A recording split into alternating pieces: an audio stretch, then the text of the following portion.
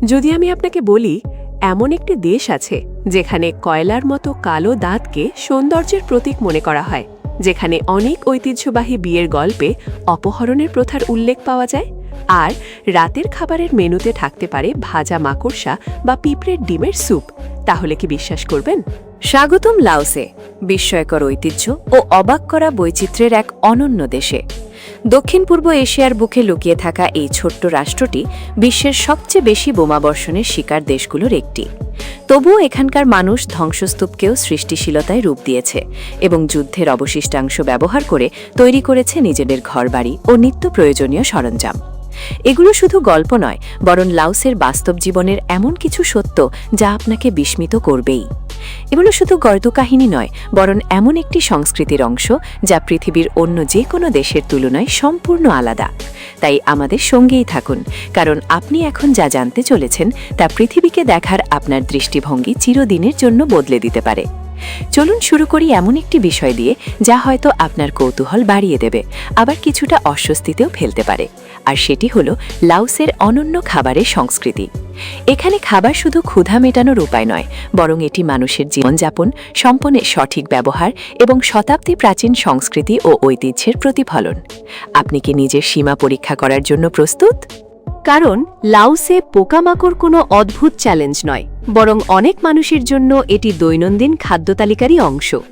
বিশাল বিশাল জলজ পোকামাকড় থেকে শুরু করে ভাজা টারান্টুলা মাকড়সা, কচ্ছপ এবং এমনকি পিঁপড়ার ডিমও এখানে অনেকের কাছে পরিচিত খাবার, যেগুলো প্রায়ই স্থানীয় মশলা দিয়ে ভেজে পরিবেশন করা হয়। চিপসের কথা ভুলে যান, কারণ এখানে এক প্লেট ভাজা ঝিঝি পোকা প্রোটিন সমৃদ্ধ এক মজমচে খাবার হিসেবে বেশ জনপ্রিয়। কল্পনা করুন, আপনি একটি ব্যস্ত রাতের বাজারে ঘুরছেন, আর এক দোকানি আপনাকে সদ্য কড়াই থেকে ওঠানো তেলে ঝলমলে একটি টারান্টুলার পা এগিয়ে দিল। আপনি কিছুটা দ্বিধায় পড়লেন, কিন্তু শেষ পর্যন্ত কৌতূহলী জয়ী হল। প্রথম কামড় দিতেই আপনি অবাক হয়ে গেলেন, কারণ এর স্বাদ ও গঠন আপনার কল্পনার চেয়ে সম্পূর্ণ ভিন্ন। মচমচে এবং হালকা ও মচমচে, যার স্বাদ অনেকটা বাদামের মতো, আবার হালকা সয়া সসের আভাস নিয়ে পপকর্নের কথাও মনে করিয়ে দেয়। শুনতে অদ্ভুত লাগতে পারে, কিন্তু অনেকের কাছেই এটি বেশ সুস্বাদু। আপনি নিজেও স্বাদ নিলে অবাক হয়ে যেতে পারেন। আর পোকামাকড় ভিত্তিক খাবারের মধ্যে যে পদটি সবচেয়ে আলাদা করে নজর কেড়েছে সেটি হলো পিঁপড়ার ডিমের স্যুপ। গাছের ডালে বসবাসকারী বড় কালো পিঁপড়ার বাসা থেকে সংগ্রহ করা এই ডিমগুলোর গঠন অনেকটা ক্যাভিয়ারের মতো নরম, এবং এর স্বাদ এতটাই সূক্ষ্ম ও মৃদু যে অনেকের কাছে এটি এক ধরনের বিলাসবহুল খাবার বলেই মনে হয়। যারা নতুন ও ভিন্নধর্মী খাবারের অভিজ্ঞতা নিতে ভালোবাসেন তাদের জন্য এটি অবশ্যই চেখে দেখার মতো একটি পদ। তবে লাওসের খাবারের জগৎ এখানেই শেষ নয়। তবে লাওসের প্রতিটি খাবার এত সহজে উপভোগ করা যায় না। কিছু কিছু খাবার সত্যি সাহসের পরীক্ষা নেয়। কল্পনা করুন, আপনি একটি টাটকা সালাদ খেতে বসেছেন, আর হঠাৎ দেখতে পেলেন একটি বড় জলজ পোকা যেন আপনার দিকেই তাকিয়ে আছে। এর চকচকে খোলস আর ভয়ঙ্কর আকৃতি অনেক সাহসী মানুষকেও এক মুহূর্তের জন্য থমকে দিতে পারে। টারান্টুলার তুলনায় এই ধরনের পোকামাকড় চিবানো অনেক বেশি কঠিন, কারণ এর শক্ত বাইরের আবরণ ভেদ করতে যথেষ্ট ধৈর্য ও দৃঢ়তা দরকার। আর স্বাদের দিক থেকে এটি অনেকের কাছে আশ্চর্যজনকভাবে মৃদু, প্রায় ভেষজ গন্ধযুক্ত বলেই মনে হয়। স্থানীয়দের অনেকেই বলেন এটি শুধু স্বাদের জন্য নয়, বরং একটি ভিন্ন অভিজ্ঞতা অর্জনের জন্য খাওয়া হয়। কিন্তু এখানেই রয়েছে আর একটি চমক। মজার বিষয় হলো, অনেক রেস্তোরাঁ এখন এই ধরনের খাবার পরিবেশন করাও কমিয়ে দিয়েছে, কারণ অনেক পর্যটক এগুলো খেতে স্বাচ্ছন্দ্য বোধ করেন না। আপনি কি এমন কোনো খাবার চেখে দেখতে সাহস করবেন? মন্তব্যে হ্যাঁ বা না লিখে আপনার মতামত জানাতে পারেন। আর যদি আপনার কাছে জলজ পোকামাকড়ই যথেষ্ট চ্যালেঞ্জিং মনে হয়ে থাকে, তাহলে এবার শুনুন কাঠের স্যুপের কথা। হ্যাঁ, ঠিকই শুনেছেন, কাঠ। এই অদ্ভুত খাবারটি তৈরি করা হয় বিশেষ ধরনের গাছের ছাল দিয়ে, যা ঘন্টার পর ঘন্টা রান্না করার পর নরম হয়ে যায়। তবে এখানে একটি মজার বিষয় আছে। প্রথম চামচ মুখে দেওয়ার পর আপনার জিভে হালকা ঝিনঝিনে বা চুলকানির মতো অনুভূতি হতে পারে। স্থানীয়দের মতে এটি এই খাবারের স্বাভাবিক বৈশিষ্ট্য এবং এরই অংশ। স্থানীয়দের মতে এই স্বাদ ধীরে ধীরে নিজের আসল রূপ প্রকাশ করে। তবে যারা প্রথমবার এটি চেখে দেখেন, তাদের কাছে জিভে হওয়া অদ্ভুত অনুভূতিটাই অনেক সময় সবচেয়ে বড় চ্যালেঞ্জ হয়ে দাঁড়ায়। একজন ভ্রমণকারী তার অভিজ্ঞতা বর্ণনা করে বলেছিলেন, এটাই একমাত্র খাবার ছিল যেটা খাওয়ার সময় আমি মাঝপথে থেমে যেতে চেয়েছিলাম, কিন্তু আশ্চর্যের বিষয় হলো কিছুক্ষণ পর আবারও খেতে ইচ্ছে করছিল। তাহলে কি এখনও নিজেকে যথেষ্ট সাহসী মনে হচ্ছে? যদি তাই হয় তবে এবার শুনুন আরও অদ্ভুত এক পানীয়ের কথা, রেশম কীটের বর্জ্য থেকে তৈরি চা। লুয়াং প্রাবাং অঞ্চলের কিছু রেশম কেন্দ্রে উৎপাদিত এই চা রেশম কীটের মল থেকে তৈরি করা হয়।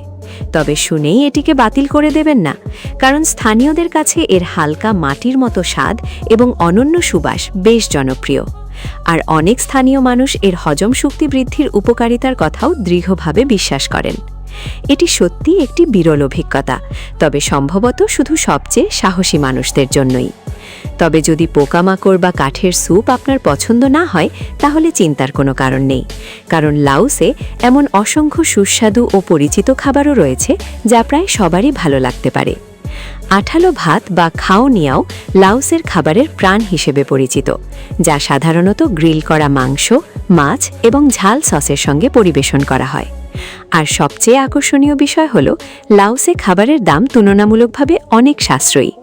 অল্প খরচেই সারাদিনের জন্য পর্যাপ্ত খাবার উপভোগ করা সম্ভব, যা ভ্রমণকারীদের জন্য দেশটিকে আরও আকর্ষণীয় করে তোলে। এমনকি বড় রেস্তোরাঁতেও পেট ভরে রাতের খাবার খেতে খুব বেশি খরচ হয় না। আর স্বাদের ব্যাপারে লাওসের মানুষের একটি মজার কথা আছে, যদি যথেষ্ট ঝাল না হয় তবে সেটা যথেষ্ট সুস্বাদুও নয়। তো বন্ধুরা, খাবারের জগৎ থেকে এবার একটু বেরিয়ে আসা যাক। আপনি কি কখনো এমন কোনো বিয়ের প্রথার কথা শুনেছেন যেখানে বর গভীর রাতে তার হবু কনেকে নিয়ে চলে যায়? আমাদের সঙ্গে থাকুন, কারণ এই গল্পটি ভালোবাসা ও বিবাহ সম্পর্কে আপনার ধারণাকে নতুনভাবে ভাবতে বাধ্য করতে পারে। কল্পনা করুন, লাওসের আকাশে পূর্ণিমার উজ্জ্বল চাঁদ ঝলমল করছে, আর তার রূপালী আলো ধানের ক্ষেতের উপর ছড়িয়ে পড়ে এক অপূর্ব দৃশ্য তৈরি করেছে। ধানক্ষেত আর নির্জন গ্রামের পথ জুড়ে পূর্ণিমার রূপালী আলো ছড়িয়ে আছে, আর সেই নীরবতার মাঝেই এক তরুণ অত্যন্ত সতর্কভাবে অন্ধকারে এগিয়ে চলেছে। উত্তেজনায় তার হৃৎস্পন্দন দ্রুত হয়ে উঠেছে, কারণ তার গন্তব্য সেই নারীর বাড়ি যাকে সে ভালোবাসে। তবে এটি কোনো গোপন প্রেম কাহিনী নয়, বরং লাওসের একটি প্রাচীন ঐতিহ্যের অংশ, যাকে প্রতীকী বধূ অপহরণ প্রথা বলা হয়। তবে অবাক হওয়ার আগে একটি গুরুত্বপূর্ণ বিষয় জেনে রাখুন, এই রীতিটি সম্পূর্ণ পারস্পরিক সম্মতির ভিত্তিতেই সম্পন্ন হয়। সাধারণত ফসল কাটার মৌসুম শেষ হওয়ার পর, যখন পরিবারগুলো দীর্ঘদিনের কঠোর পরিশ্রমের পর কিছুটা অবসর পায়, তখনই এই ঐতিহ্যবাহী প্রথার সূচনা হয়। হ্যাঁ, রাতের অন্ধকারে তরুণটি নারীর বাড়ির কাছে পৌঁছে অপেক্ষা করে এবং নীরবে তাকে ইশারা করে। যদি সে প্রস্তুত থাকে, তাহলে কোনো দ্বিধা বা জোর জবরদস্তি ছাড়াই সে নিজেই বাইরে বেরিয়ে আসে। এটি সম্পূর্ণভাবে তার নিজের সিদ্ধান্তের ওপর নির্ভর করে। পুরনো দিনে বন্ধু বা পরিবারের সদস্যরা চুপসারে জিনিসপত্র বহনে দম্পতিকে সাহায্য করত, আর আজকের দিনে এই প্রথায় আধুনিকতার ছোঁয়া লেগেছে। গোপন পথের বদলে এখন মোটর বাইক ব্যবহার করা হয়, ফলে পুরো প্রক্রিয়াটি দ্রুত হয়েছে, কিন্তু এর রোমাঞ্চ এখনও কমেনি। নাম শুনে বধূ অপহরণ মনে হলেও এই রীতিতে লজ্জা বা জোর জবরদস্তি তাড়না নেই, বরং এটি এক ধরনের সামাজিক ও প্রতীকী ঐতিহ্য। এখানে জোর জবরদস্তির কোনো জায়গা নেই। যদি নারী তার মত পরিবর্তন করে বা রাজি না হয়, তবে সে শান্তভাবে নিজের বাড়িতে ফিরে যেতে পারে। এতে কোনো প্রশ্ন বা সমালোচনা করা হয় না। কয়েকদিন পরে বরপক্ষের পরিবার মুরগি, চালের তৈরি মদ এবং অন্যান্য উপহার নিয়ে আনুষ্ঠানিকভাবে সম্পর্ক ঘোষণা করতে আসে।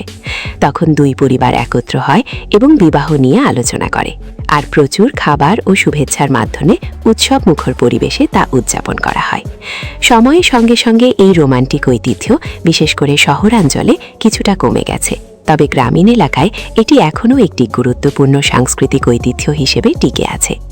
এখানে সতর্কভাবে বলা দরকার, লাওস বা এর সংস্কৃতি নিয়ে এমন কিছু দাবি অনেক সময় ভ্রমণ কাহিনী বা কন্টেন্টে অতিরঞ্জিত বা মিশ্রভাবে উপস্থাপিত হয়।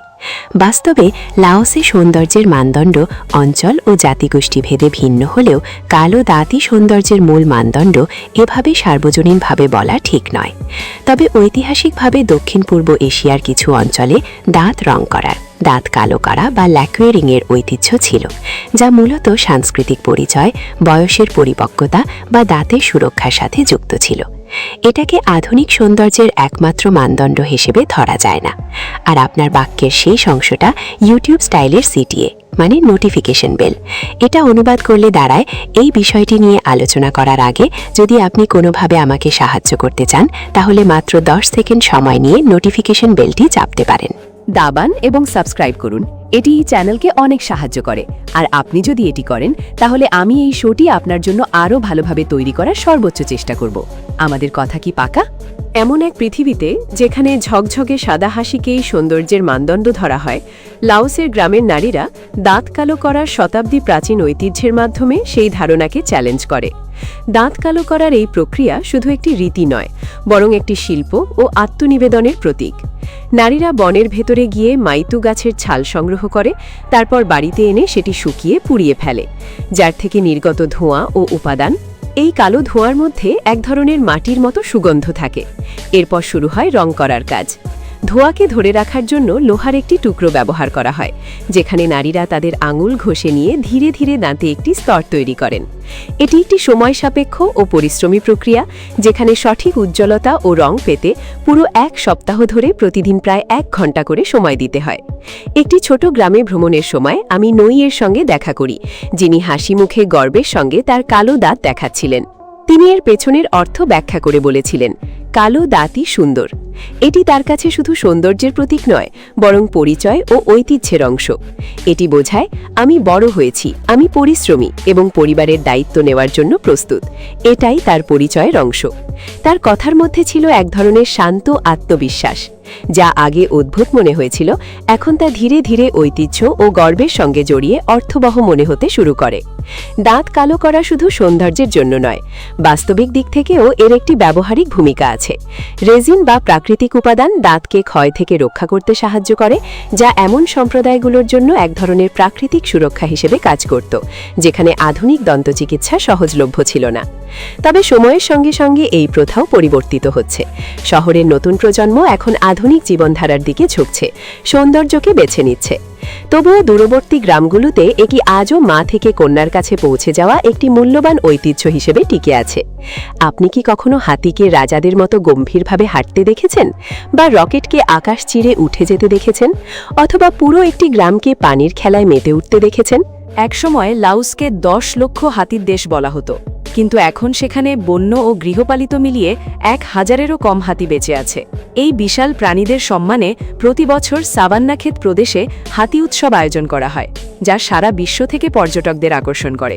কল্পনা করুন, যেখানে সকালের কুয়াশা ধীরে ধীরে মাঠের ওপর ভেসে থাকে, আর রঙিন সাজে সজ্জিত হাতিরা তাদের রাজকীয় প্রদেশের প্রস্তুতি নিচ্ছে। চারদিকে ঢোলের শব্দ প্রতিধ্বনিত হচ্ছে, প্রশিক্ষকেরা হাতিদের নির্দেশ দিচ্ছেন, আর দর্শকেরা বিস্ময়ে সেই দৃশ্য উপভোগ করছে। উৎসব চলাকালে হাতিরা তাদের দক্ষতা প্রদর্শন করে, নাচ, বাস্কেটবল খেলা, এমনকি দর্শকদের ফুল উপহার দেওয়ার মতো অভিনয় করে, যা সবাইকে মুগ্ধ করে। এবার একটু উষ্ণতার দিকে আসা যাক। লাওসের সবচেয়ে চমকপ্রদ উৎসবগুলোর একটি হল বুন ব্যাং ফাই বা রকেট উৎসব, যা বর্ষা শুরুর আগে আয়োজন করা হয়। এটি বিজ্ঞান ও আধ্যাত্মিকতার এক অদ্ভুত মিশ্রণ। তীব্র রোদে মানুষজন নদীর ধারে জড়ো হয়, আর আকাশে উড়ে যায় বিশাল হস্তনির্মিত রকেট, যা পুরো পরিবেশকে উৎসব মুখর করে তোলে। নদীর ধারে মানুষ জড়ো হয় এবং নিজেদের হাতে তৈরি রকেট প্রস্তুত করে, যেগুলো প্রায় 30 ফুটেরও বেশি উঁচু এবং কখনো কখনো 1000 পাউন্ডেরও বেশি ওজনের হয়। জ্বালানিতে ভরা এই রকেটগুলো কাঠের লঞ্চিং প্যাডে বেঁধে আকাশে ছোড়ার জন্য প্রস্তুত করা হয়। রকেট যত উঁচুতে ও যত দূরে যায়, ততই চারদিকে করতালির শব্দ বেড়ে ওঠে, কারণ এটি শুধু বিনোদন নয়, বরং ভালো বৃষ্টি, সমৃদ্ধ ফসল এবং সুখ শান্তির জন্য স্বর্গের কাছে এক ধরনের প্রার্থনা। আর যদি রকেট উৎসব আপনাকে মুগ্ধ করে থাকে, তাহলে বুন পিমাই উৎসব আপনাকে আরও বেশি চমকে দেবে। এটি আসলে পানির উৎসব হিসেবে পরিচিত, যা লাওসের অন্যতম প্রাণবন্ত উৎসবগুলোর একটি। এটি লাওসের নতুন বছর উদযাপনের একটি রীতি, যা নবজাগরণ ও আনন্দের সময় হিসেবে বিবেচিত হয়। কল্পনা করুন, রাস্তাগুলো মানুষে ভরে গেছে, কারো হাতে বালতি, কারো হাতে পাইপ, আবার কেউ জল বন্দুক নিয়ে প্রস্তুত। এখানে কেউই নিরাপদ নয়, এমনকি অপরিচিতরাও নয়। চারদিকে পানি ছিটকে পড়ছে, কারণ বন্ধু ও পরিবার একে অপরকে ভিজিয়ে দিচ্ছে, যা গত বছরে দুঃখ কষ্ট ধুয়ে ফেলার প্রতীক হিসেবে ধরা হয়। সূর্যাস্তের পর পরিবেশ ধীরে ধীরে শান্ত হয়ে আসে। পরিবারগুলো মন্দিরে একত্রিত হয়, মোমবাতি জ্বালায় এবং নদীতে ফুলের লণ্ঠন ভাসিয়ে দেয়, যা অন্ধকার আকাশের নিচে এক শান্ত ও মনোমুগ্ধকর আলো তৈরি করে। এটি দিনভর আনন্দময় হইচই আর উৎসবের পর এক ধরনের আত্মসমীক্ষার মুহূর্ত। আপনি কি কখনো কোনো জল উৎসবের অংশ হয়েছেন বা এমন কোনো ঐতিহ্য দেখেছেন যা পুরো সম্প্রদায়কে একসাথে জুড়ে দেয়? আপনার গল্পগুলো কমেন্টে শেয়ার করুন, আর চলুন এই সংযোগের মুহূর্তগুলো উদযাপন করি। পাহাড়ি ইঁদুর ভাজা বা বাঁশের পোকা খাওয়ার মতো বিষয়গুলো অবিশ্বাস্য মনে হতে পারে, কিন্তু নামকান সীমান্ত বাজারে এগুলো অনেকের দৈনন্দিন জীবনেরই অংশ। এখানে সারি সারি দোকানে এমন অনেক জিনিস প্রদর্শিত হয় যা পাহাড়ি সম্প্রদায়গুলো সংগ্রহ করে আনে বা তাদের জীবনযাত্রার অংশ হিসেবে ব্যবহার করে। এগুলো হাতে তৈরি পণ্যের মতোই স্থানীয় জীবনযাত্রার অংশ হিসেবে বিক্রি করা হয়। কাছ থেকে দেখলে আরও কিছু অস্বাভাবিক জিনিস চোখে পড়ে, যেমন বুনো তামাকের পাতা। আপনার পরিচিত বাণিজ্যিক তামাকের তুলনায় এগুলো গাঢ় সবুজ, নরম ও টাটকা, যা অনেক সময় সালাদে ব্যবহার করা হয় বা কালো মুরগির সঙ্গে রান্না করা হয়। স্থানীয়দের বিশ্বাস অনুযায়ী এটি হজম শক্তির জন্য উপকারী। যারা নতুন স্বাদের অভিজ্ঞতা খুঁজছেন তাদের জন্য এখানে আরও কিছু চমক থাকে, যেমন মৌমাছির বাসা, সাবধানে সাজানো সজারুর কাঁটা এবং এমন কিছু স্থানীয় উপাদান যা সাধারণত অন্য কোথাও দেখা যায় না। এই বাজারের প্রতিটি জিনিসই পাহাড়ি অঞ্চলের জীবন, সংগ্রহ ও ঐতিহ্যের সঙ্গে গভীরভাবে যুক্ত। এখানে দাম তুলনামূলকভাবে অনেক কম। একটি বুনো ইঁদুর মাত্র কয়েক সেন্টে পাওয়া যায়, আর গরুর মাংসের দাম মৌসুমভেদে প্রতি কেজি প্রায় 30 থেকে 50 সেন্টের মধ্যে ওঠানামা করে। নামকান সীমান্ত বাজারকে সত্যি অনন্য করে তোলে, শুধু এর পণ্য নয়, বরং এখানে আসা মানুষজনও। অনেক ব্যবসায়ী হমংসহ বিভিন্ন জাতিগত সংখ্যালঘু সম্প্রদায়ের মানুষ, যারা নিজেদের পণ্য বিক্রি করতে দীর্ঘ পথ পাড়ি দিয়ে এখানে আসেন। এখানে প্রায়ই এমন পরিবার দেখা যায় যেখানে ছোট শিশুদের মায়ের পিঠে বেঁধে রাখা হয়, কিংবা তারা ছোটখাটো কাজে সাহায্য করে, যা শহুরি জীবনের তুলনায় অনেকটাই ভিন্ন একটি জীবনধারাকে তুলে ধরে। এখানে এমন একটি দৃশ্য দেখা যায় যেখানে ঐতিহ্য ও সংগ্রাম একসাথে আধুনিকতার সঙ্গে মিশে গেছে। ভিড়ের মাঝে একটি বহুভাষিক সংবাদ সম্প্রচার ভেসে আসে, যেখানে ভিয়েতনামি, লাও, খোমু এবং হমং ভাষায় আইনগত শিক্ষা ও তথ্য প্রচার করা হয়। এই ভাষার মিশ্রণই এই অঞ্চলের বৈচিত্র্য ও গভীর সাংস্কৃতিক শিকড়কে তুলে ধরে। ডিসেম্বর মাসে এই বাজারে উৎসবের আমেজ আরও বেড়ে যায়, কারণ হমং সম্প্রদায় তাদের বার্ষিক নববর্ষ উদযাপন বনকিন চিয়াংয়ের প্রস্তুতি নিতে শুরু করে। কল্পনা করুন, হমং তরুণীরা সূক্ষ্ম সূচিকর্ম করা রঙিন ও ঢেউ খেলানো ঐতিহ্যবাহী পোশাক পরে রয়েছে, যা তাদের সংস্কৃতি ও পরিচয়ের এক জীবন্ত প্রতীক হিসেবে ধরা হয়। আর ফুলে সাজানো বেল্ট পরা ছেলেরা হালকা রোদের মধ্যে হাসি মুখে দাঁড়িয়ে থাকে। এই উৎসবটি ফসল কাটার মৌসুম শেষ হওয়ার প্রতীক। এটি বিশ্রাম, হাসি এবং কঠোর পরিশ্রমের প্রতীক গর্ব প্রকাশের সময়। সাধারণত যে বাজারটি বাণিজ্য ও জীবিকার স্থান হিসেবে পরিচিত, তা এই সময়ে সংস্কৃতি, পরিচয় ও ঐক্যের এক উৎসবে রূপ নেয়। যদি আপনি মনে করেন বিয়ার শুধু প্রাপ্তবয়স্কদের জন্য, তাহলে লাওস আপনাকে অবাক করতে পারে। কল্পনা করুন, তরুণরা হাতে বোতল নিয়ে পান করছেন যেন সাধারণ পানির মতো। এটি এমন একটি দৃশ্য যা অনেকের প্রত্যাশাকে ভেঙে দেয় এবং স্থানীয় সামাজিক বাস্তবতার একটি ভিন্ন চিত্র তুলে ধরে। এটি এমন এক সাংস্কৃতিক মানদণ্ডকে তুলে ধরে যা বাইরের মানুষদের জন্য সহজে বোঝা কঠিন হতে পারে। লাওসে বিয়ার শুধুমাত্র একটি পানীয় নয়, বরং অনেক ক্ষেত্রে এটি সামাজিক জীবনের একটি অংশ হিসেবে দেখা হয়। দেশের সবচেয়ে পরিচিত ব্র্যান্ড বিয়ার লাও প্রায় সর্বত্রই পাওয়া যায়। পারিবারিক অনুষ্ঠান থেকে শুরু করে গ্রামের উৎসব পর্যন্ত বিয়ার অনেক সময় অবাধে পরিবেশন করা হয় এবং কিছু ক্ষেত্রে খাবারের টেবিলে পানির বিকল্প হিসেবেও ব্যবহার হতে দেখা যায়। তবে এটি মনে রাখা জরুরি যে এই ধরনের পর্যবেক্ষণ সব অঞ্চল বা সব পরিবারের জন্য একইভাবে প্রযোজ্য নয়। স্থানীয় সংস্কৃতি, আইন এবং সামাজিক নিয়ম অঞ্চলভেদে ভিন্ন হতে পারে। তবুও বাইরের অনেক দর্শকের কাছে এই ধরনের দৃশ্য কখনো কখনো অস্বস্তিকর বা অপ্রত্যাশিত মনে হতে পারে, বিশেষ করে যেখানে মদ্যপানের বয়স ও নিয়ন্ত্রণ নিয়ে পশ্চিমা দেশগুলোর মতো কঠোর নিয়ম প্রচলিত। তবে লাওসে বিয়ারকে অনেক সময় প্রতিটি উপলক্ষের একটি সাধারণ পানীয় হিসেবে দেখা হয়, যা পরিবারের সদস্যদের মধ্যে একতা ও সামাজিক বন্ধনের প্রতীক হিসেবেও ভাগ করে নেওয়া হয়। লাওসের মানুষের সঙ্গে বিয়ারের সম্পর্ক বেশ আলাদা, কারণ এখানকার আবহাওয়া সারা বছরই উষ্ণ ও আর্দ্র থাকে। ফলে ঠান্ডা বিয়ার অনেকের কাছে তৃষ্ণা নিবারণের একটি জনপ্রিয় মাধ্যম হয়ে ওঠে। এছাড়া বিয়ার সামাজিক ও অর্থনৈতিক জীবনেও গভীরভাবে জড়িয়ে আছে। বিভিন্ন প্রতিবেদন অনুযায়ী লাওসে মোট অ্যালকোহল গ্রহণের একটি বড় অংশ বিয়ারের মাধ্যমে হয়, যা দেশের পানীয় সংস্কৃতির একটি গুরুত্বপূর্ণ দিককে নির্দেশ করে। এখানে কিছু অংশকে বাস্তব তথ্যের মতো উপস্থাপন করা হলেও এগুলোকে সরলভাবে কারণ ফলাফল হিসেবে বলা সঠিক নয়। বিশেষ করে জীবন প্রত্যাশা বা লাইফ এক্সপেক্টেন্সি কম হওয়ার বিষয়টি শুধুমাত্র বিয়ার বা অ্যালকোহল গ্রহণের কারণে নির্ধারিত হয় না। তবুও আপনার লেখাটিকে নিরপেক্ষ ও পরিষ্কারভাবে বাংলায় সাজিয়ে দিলে এমন হয়। লাওসে বিয়ারের ব্যবহার এবং উৎপাদন অর্থনীতিতে গুরুত্বপূর্ণ ভূমিকা রাখে এবং এটি তুলনামূলকভাবে সহজলভ্য ও সস্তা হওয়ায় সামাজিকভাবে ব্যাপকভাবে গ্রাহকযোগ্য। এই খাত থেকে সরকারের কর রাজস্বও আসে, যা দেশের অর্থনীতিতে অবদান রাখে। তবে জীবন প্রত্যাশা বা জনস্বাস্থ্যের মতো বিষয়গুলো বহু জটিল কারণে নির্ধারিত হয়, যেমন স্বাস্থ্যসেবা, পুষ্টি, জীবনযাত্রা, দারিদ্র্য এবং অন্যান্য সামাজিক ও পরিবেশগত পরিস্থিতি। তাই একে শুধুমাত্র একটি কারণে ব্যাখ্যা করা যায় না। এটি সচেতনতার প্রশ্নও তোলে। একজন বাইরের মানুষের জন্য সহজেই বিস্ময় বা বিরূপ প্রতিক্রিয়া দেখানো স্বাভাবিক মনে হতে পারে। তরুণদেরকে অবাধে বিয়ার পান করতে দেখাও অনেকের কাছে অস্বস্তিকর লাগতে পারে, কিন্তু যদি এক মুহূর্ত থেমে বিষয়টি বোঝার চেষ্টা করা যায়, তাহলে ধীরে ধীরে এর পেছনের বাস্তবতা উপলব্ধি করা যায়। এমন একটি দেশে যেখানে সম্পদ প্রায় সীমিত, সেখানে ঐতিহ্য ও জীবনধারা ভিন্নভাবে গড়ে ওঠে। সেই প্রেক্ষাপটে বিয়ার শুধু একটি পানীয় নয়, বরং সামাজিক বন্ধন, উৎসব এবং জীবনের এক অংশ হিসেবে কাজ করে। নামকান বাজারের চরম বাস্তবতা ও পানীয় সংস্কৃতির বিস্ময়কর দিকগুলো পেরিয়ে লাওসে জীবনের ছন্দ ধীরে ধীরে আরও শান্ত, সংযত এবং আধ্যাত্মিক এক রূপে প্রকাশ পায়। রূপ ধারণ করে। এটি ভোরের সেই সময়, সূর্য ওঠার ঠিক আগের মুহূর্ত। একটি শান্ত গ্রামের রাস্তা হঠাৎ জীবন্ত হয়ে ওঠে নগ্নপদে হাঁটা ভিক্ষুদের নরম পদশব্দে, যাদের গেরুয়া বস্ত্র ভোরের আলোয় উজ্জ্বল হয়ে ওঠে যখন তারা নীরব বিনয় নিয়ে তাদের দৈনন্দিন ভিক্ষা সংগ্রহের জন্য বের হয়। লাওসে বৌদ্ধ ধর্ম শুধু একটি ধর্ম নয়, বরং এটি জীবনের একটি ধারা।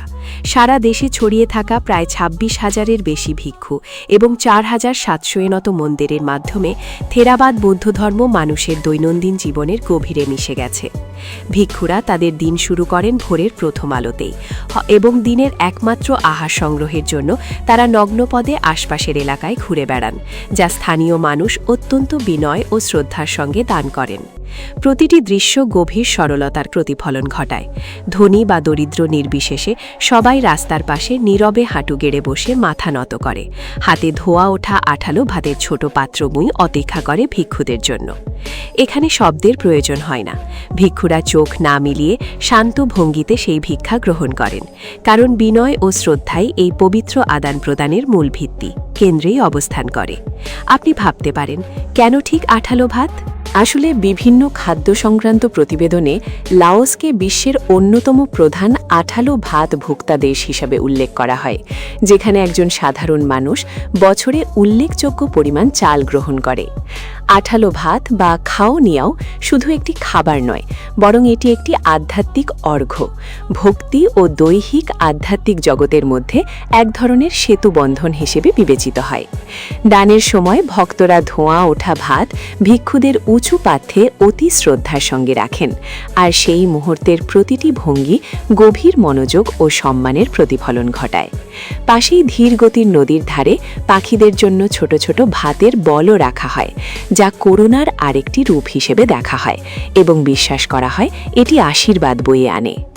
এই দৈনন্দিন আচার অনুষ্ঠানটি মনে করিয়ে দেয় যে লাওসে জীবন কেবল নেওয়া বা দেওয়ার বিষয় নয়, বরং পার্থক্যহীনভাবে ভৌত প্রয়োজন ও আধ্যাত্মিক শান্তির মধ্যে এক সূক্ষ্ম ভারসাম্য বজায় রাখার দর্শন।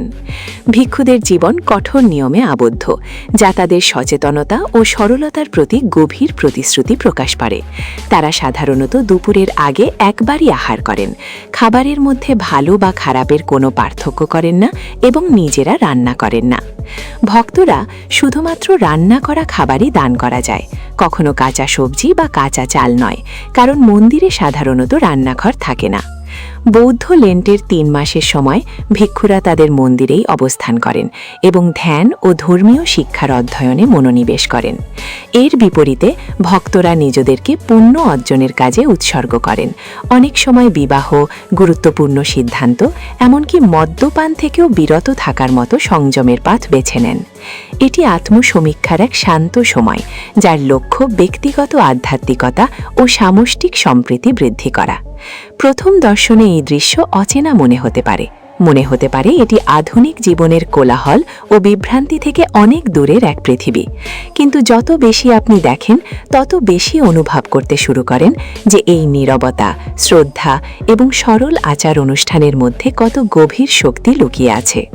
এটি শুধু ধর্ম নয়, বরং এমন এক জীবনধারা যেখানে বস্তুবাদ ধীরে ধীরে ম্লান হয়ে যায় এবং আধ্যাত্মিকতা জীবনের কেন্দ্রে স্থান পায়। কিন্তু যদি আমি আপনাকে বলি 50 বছর আগে ফেলা বোমাগুলো আজও এখানে উদ্বেগের কারণ। অনেক জায়গায় যুদ্ধের স্মৃতি সময়ের সাথে ধীরে ধীরে মুছে যায়, কিন্তু লাওসে অতীতের সেই ধ্বংসাবশেষ এখনও বাস্তব এবং দৃশ্যমান অঞ্চলে ছড়িয়ে আছে, যা এখনও মানুষের জীবন ও কৃষিকাজের জন্য মারাত্মক ঝুঁকি তৈরি করে। এই অবিস্ফোরিত বোমাগুলোকে সাধারণত UXO আনএক্সপ্লোডেড অর্ডিন্যান্স বলা হয়, এবং এগুলো মাঠ, বন, এমনকি বসতিতেও লুকিয়ে থাকতে পারে। লাওসের বহু গ্রামীণ পরিবার আজও এই অদৃশ্য বিপদের সঙ্গে বসবাস করে, যেখানে কৃষিকাজ বা নতুন জমি ব্যবহার করার আগে প্রায় বিশেষ নিরাপত্তা পরীক্ষা প্রয়োজন হয়।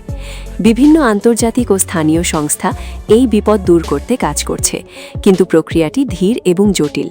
তবুও এই কঠিন ইতিহাসের মাঝেও লাওসের মানুষ তাদের দৈনন্দিন জীবন, সংস্কৃতি এবং আধ্যাত্মিক শান্তিকে ধরে রেখেছে, যা এই দেশের গল্পকে আরও গভীর এবং মানবিক করে তোলে।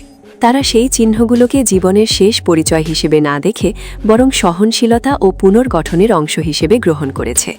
ধানক্ষেত, পাহাড়ি গ্রাম আর শহরের প্রতিটি কোণে এখনও সেই অতীতের ছায়া থাকলেও লাওসের মানুষ নিজেদের ভবিষ্যৎকে এগিয়ে নেওয়ার চেষ্টা করে যাচ্ছে। শান্তি, ধর্মীয় অনুশীলন এবং দৈনন্দিন সরল জীবনযাপন সবকিছু মিলিয়ে তারা এমন এক বাস্তবতা তৈরি করেছে যেখানে ইতিহাসের ভার থাকা সত্ত্বেও জীবন থেমে যায়নি, বরং সেই ইতিহাসই তাদের আরও সংযত, সচেতন এবং দৃঢ় করে তুলেছে, সৌন্দর্য ও ব্যবহারিকতার প্রতীক হয়ে উঠেছে। গ্রামীণ লাওসে এমন অনেক উদাহরণ দেখা যায় যেখানে বোমার খোল বা ধাতব অংশকে পুনর্ব্যবহার করে দৈনন্দিন জীবনের কাজে লাগানো হয়, যেমন শক্ত খুঁটি, দরজার ফ্রেম বা ছোটখাটো ঘরবাড়ির কাঠামোতো সহায়ক উপাদান হিসেবে। একইভাবে কিছু জায়গায় পুরনো ধাতু ব্যবহার করে তৈরি করা হয় হাতিয়ার, রান্নার সরঞ্জাম বা কৃষিকাজের উপকরণ। যা একসময় ধ্বংসের প্রতীক ছিল, তা এখন অনেক মানুষের কাছে টিকে থাকার, সৃজনশীলতার এবং পুনর্গঠনের এক শক্তিশালী প্রতীক হয়ে দাঁড়িয়েছে। এই পরিবর্তন শুধু বস্তুগত নয়, মানসিকও, যেখানে ইতিহাসের ক্ষতকে অস্বীকার না করে তাকে নতুন অর্থে রূপ দেওয়া হয়েছে। জনসংখ্যা এখনও গ্রামীণ এলাকায় বসবাস করে, যেখানে জীবন অনেকটাই কৃষি নির্ভর এবং প্রকৃতির সঙ্গে গভীরভাবে যুক্ত। এই বাস্তবতায় মানুষ নিজেদের পরিবেশের সঙ্গে মানিয়ে নিয়ে জীবিকা গড়ে তুলেছে এবং কঠিন ইতিহাস সত্ত্বেও টিকে থাকার পথ খুঁজে নিয়েছে। লাওসের গল্প তাই শুধু যুদ্ধ বা ধ্বংসের নয়, এটি পুনর্গঠন, সহনশীলতা এবং ধীরে ধীরে এগিয়ে যাওয়ার এক দীর্ঘ যাত্রা, যেখানে অতীতের ভয়াবহতা আজ অনেক সময় রূপান্তরিত হয়েছে স্মৃতি, শিক্ষা এবং সৃজনশীলতার শক্তিতে, ও সাংস্কৃতিক বিনিময় আরও গভীর হয়েছে। লাওস ও ভিয়েতনামের সম্পর্ক শুধু রাজনৈতিক বা ভৌগোলিক সীমার মধ্যে সীমাবদ্ধ নয়, বরং এটি মানুষের দৈনন্দিন জীবন, বাণিজ্য, শিক্ষা এবং সীমান্তবর্তী অঞ্চলে সামাজিক যোগাযোগের মধ্যেও গভীরভাবে প্রতিফলিত হয়। সীমান্ত এলাকার অনেক পরিবার দুই দেশের ভাষা ও সংস্কৃতির প্রভাব বহন করে, যার ফলে একটি স্বাভাবিক সাংস্কৃতিক মিশ্রণ তৈরি হয়েছে। 1975 সালের পর থেকে দুই দেশই পারস্পরিক সহযোগিতা, উন্নয়ন প্রকল্প এবং আঞ্চলিক স্থিতিশীলতার ক্ষেত্রে একসাথে কাজ করে আসছে, যা তাদের সম্পর্ককে আরও শক্তিশালী করেছে। ভাষার তুলনায় এই দুই ভাষার মধ্যে যোগাযোগ তুলনামূলকভাবে সহজ হয়ে ওঠে। এই ভাষাগত ঘনিষ্ঠতা সীমান্তবর্তী অঞ্চলে দৈনন্দিন জীবনে বড় ভূমিকা রাখে। বাণিজ্য, শ্রম, শিক্ষা এবং পারিবারিক সম্পর্কেও এর প্রভাব দেখা যায়। ফলে অনেক মানুষ স্বাভাবিকভাবেই দুই ভাষার মিশ্রণ ব্যবহার করে যোগাযোগ করে, যা এই অঞ্চলের সাংস্কৃতিক সংযোগকে আরও দৃঢ় করে। এভাবেই লাওস ও ভিয়েতনামের সম্পর্ক শুধু ইতিহাস বা রাজনীতির মধ্যে সীমান্ত না থেকে মানুষের জীবনধারা, ভাষা এবং অর্থনৈতিক বাস্তবতার মধ্যেও গভীরভাবে জড়িয়ে আছে। এই ধরনের শিক্ষাগত বিনিময় দুই দেশের সম্পর্ককে আরও শক্তিশালী করেছে এবং তরুণ প্রজন্মের মধ্যে পারস্পরিক বোঝাপড়া বাড়িয়েছে। অনেক লাওটিয়ান শিক্ষার্থীর জন্য ভিয়েতনামে পড়াশোনা শুধু একাডেমিক সুযোগ নয়, বরং একটি সাংস্কৃতিক অভিজ্ঞতাও হয়ে ওঠে, যেখানে তারা ভাষা, জীবনধারা এবং কর্মসংস্থানের নতুন দিগন্তের সাথে পরিচিত হয়। এই ধারাবাহিক বিনিময় প্রোগ্রামগুলো আঞ্চলিক সহযোগিতাকে আরও গভীর করেছে এবং ভবিষ্যতে দুই দেশের মধ্যে অর্থনৈতিক ও সামাজিক সংযোগ আরও বিস্তৃত হওয়ার সম্ভাবনা তৈরি করেছে। উন্নয়ন ও আঞ্চলিক সহযোগিতার একটি প্রতীকও বটে। এই শিক্ষামূলক ও অবকাঠামোগত উদ্যোগগুলো সীমান্তবর্তী দুই দেশের মানুষের মধ্যে পারস্পরিক আস্থা বাড়াতে সাহায্য করে, যেখানে শিক্ষা শুধু জ্ঞান অর্জনের মাধ্যম নয়, বরং সাংস্কৃতিক সংযোগ ও ভবিষ্যৎ সুযোগ তৈরির একটি সেতুবন্ধন হিসেবে কাজ করে। ফলে লাওস ও ভিয়েতনামের সম্পর্ক ধীরে ধীরে আরও গভীর, স্থিতিশীল এবং বহুস্তরীয় রূপ নিচ্ছে, যেখানে ভাষা, শিক্ষা এবং উন্নয়ন একসাথে একটি যৌথ ভবিষ্যতের দিকে এগিয়ে নিয়ে যাচ্ছে। সংখ্যা প্রায় নেই বললেই চলে, যা এই দেশকে তুলনামূলকভাবে সমতাভিত্তিক অর্থনৈতিক কাঠামোর একটি উদাহরণ হিসেবে তুলে ধরে। লাওসের এই সরলতা এবং ধীরগতির উন্নয়ন অনেক সময় বাইরের দুনিয়ার চোখে পিছিয়ে থাকা মনে হলেও বাস্তবে এটি একটি ভিন্ন ধরনের ভারসাম্যপূর্ণ জীবনধারা নির্দেশ করে, যেখানে প্রাকৃতিক পরিবেশ, ঐতিহ্য এবং সামাজিক স্থিতিশীলতা অর্থনৈতিক দ্রুততার চেয়ে বেশি গুরুত্ব পায়। এই কারণেই লাওসকে বোঝা শুধু পরিসংখ্যান দিয়ে সম্ভব নয়। এটি একটি দেশ যেখানে ইতিহাস, সংস্কৃতি এবং দৈনন্দিন জীবন একসাথে মিলিত হয়ে একটি অনন্য পরিচয় তৈরি করেছে। আমাদের চ্যানেলটি সাবস্ক্রাইব করুন এবং নোটিফিকেশন বেল অন করতে ভুলবেন না, যাতে নতুন ভিডিও আপডেট আপনি মিস না করেন। লাওসের এই যাত্রা আমাদের দেখায় যে একটি দেশকে শুধু সম্পদ বা পরিসংখ্যান দিয়ে বোঝা যায় না। এখানে ধনী ও সাধারণ জীবনের সহ অবস্থান, শহর ও গ্রামের ভিন্ন বাস্তবতা এবং আধুনিকতা ও ঐতিহ্যের মিশ্রণ একসাথে একটি জটিল কিন্তু সুন্দর চিত্র তৈরি করে। শেষ পর্যন্ত লাওস আমাদের শেখায় সাদামাটা জীবনের মধ্যেও গভীরতা থাকে, আর সেই গভীরতাই অনেক সময় একটি জাতির আসল পরিচয় হয়ে ওঠে। চ্যানেলটি সাবস্ক্রাইব করতে ভুলবেন না, আপনার সমর্থন আমাদের জন্য অনেক গুরুত্বপূর্ণ। এখন আপনার স্ক্রিনে দেখানো ভিডিওটিতে ক্লিক করুন, আমি নিশ্চিত এটি আপনার ভালো লাগবে। পরের ভিডিওতে কোন দেশ দেখতে চান নিচে কমেন্টে জানাতে ভুলবেন না। ভিডিওটি দেখার জন্য অসংখ্য ধন্যবাদ। আবার দেখা হবে পরবর্তী ভিডিওতে।